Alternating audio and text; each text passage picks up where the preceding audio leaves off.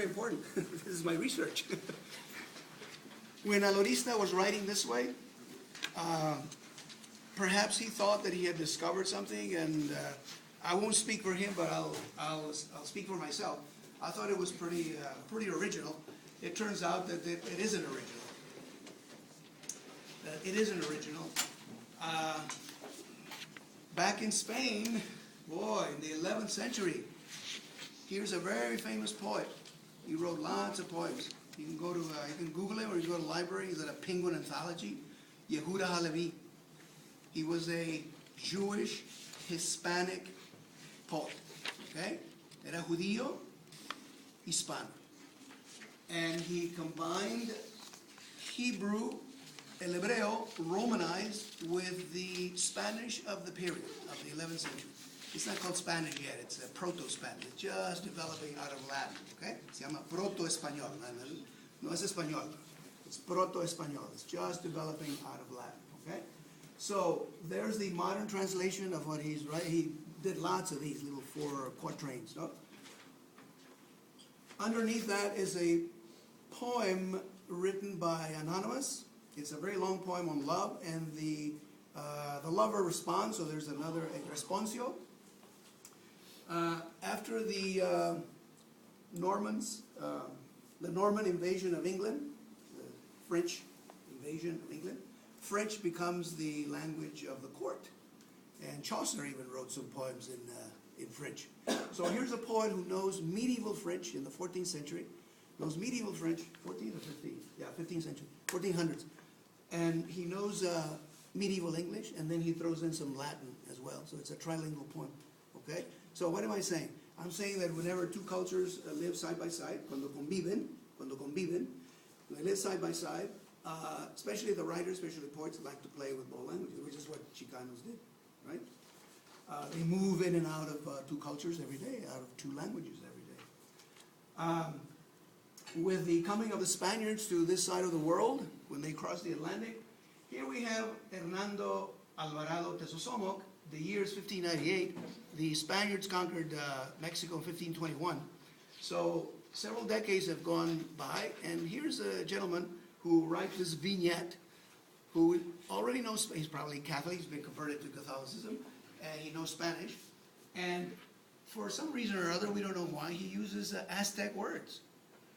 Perhaps because the Spanish was inadequate to him, and his world is still, you know, in the Nahua tradition. I don't know why, but there's some.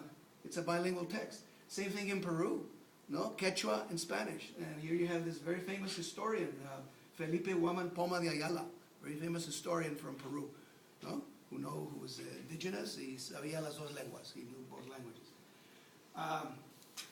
That was one article. Then I redid the article that was in Spanish. Then I did it in Spanish, in English, and I found this very interesting text from Ausonius.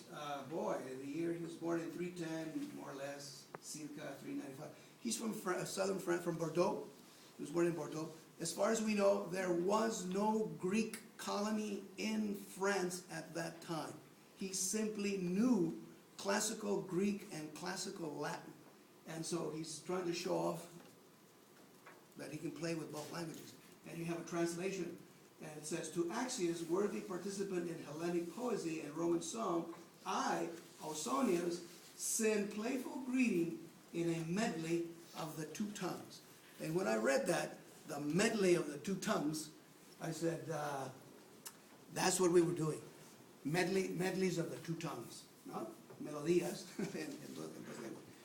And then at the bottom we have a different situation. You have, let me know how much time we have, okay? We have Ezra Pound and T.S. Eliot. They borrowed from everyone. Not that they knew the languages. They simply would know a little bit of this other language, and they felt the freedom, and the artist is always free to do that, and to insert these other languages into their poems. Look at the way that the wasteland ends, La Tierra Baldia. It ends in Italian, French, Sanskrit, and of course English. No? T.S. Eliot, one of the famous, if not the poem of the 20th century in English, no? La Tierra Baldia, the wasteland. I had to say that. Now, go to the little poems. I'm going to read a poem, but I have to preface it by variations. You see where it says variations on a theme by William Carlos Williams? Mm-hmm. Kenneth Koch came to read at Boston University. I saw him read twice. And the last time he read, he did this series. And he's taking off on a poem by William Carlos Williams, not The Red Wheelbarrow, which is very famous and it's in every anthology. It's another poem by William Carlos Williams that goes like this. It's titled, This Is Just to Say. That's the title, This Is Just to Say. I have eaten the plums that were in the icebox and which you were probably having for breakfast.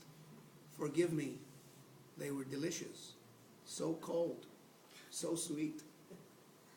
That's the poem. Beautiful little poem. It seems like a little note that maybe someone put on the icebox in the refrigerator, right? So Kenneth Koch did these variations, taking off on this poem. So here's number one. I chopped down the house that you had been saving to live in next summer. I'm sorry, but it was morning and I had nothing to do, and its wooden beams were so inviting. I thought they were very witty. We laughed at the hollyhocks together, and then I sprayed them with lye. Forgive me, I simply do not know what I'm doing. Number three, I gave away the money that you had been saving to live on for the next 10 years. The man who asked for it was shabby, and the firm March wind on the porch was so juicy and cold. And number four, last evening we went dancing, and I broke your leg. Forgive me, I was clumsy, and I wanted you here in the wards where I am the doctor. Anyway, so he did that. So I went home and wrote one variation.